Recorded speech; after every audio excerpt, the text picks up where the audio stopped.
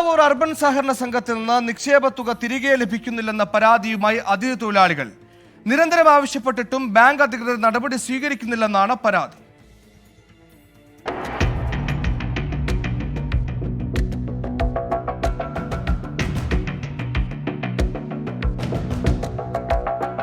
കഴിഞ്ഞ 12 വർഷത്തിലധികമായി പെരുമ്പാവൂരിൽ വിവിധ ജോലികൾ ചെയ്തു വന്നിരുന്ന 18 അതിഥി തൊഴിലാളികൾ നിക്ഷേപിച്ച പണമാണ് തിരികെ ലഭിക്കാനുള്ളത്. എല്ലാ ദിവസവും ചില്ലറ തുകയായി പണം നിക്ഷേപിക്കുകയായിരുന്നു പതിവ്.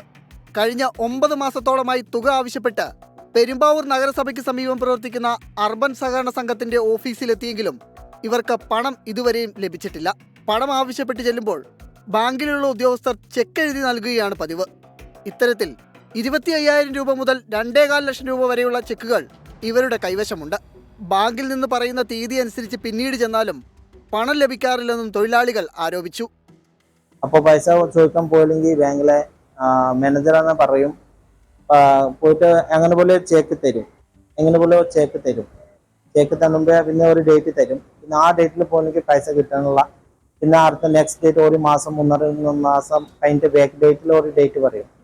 പെരുമ്പാവൂരിലെ അർബൻ സഹകരണ സംഘത്തിനെതിരെ സമാനമായ രീതിയിൽ പരാതികൾ നേരത്തെയും ഉയർന്നിട്ടുണ്ട്. ഭരണസമിതിയുടെയും ജീവനക്കാരുടെയും അനാസ്ഥയാണ് പ്രതിസന്ധിക്ക് കാരണമെന്നാണ് നാട്ടുകാരുടെ ആരോപണം. 24 കൊച്ചി.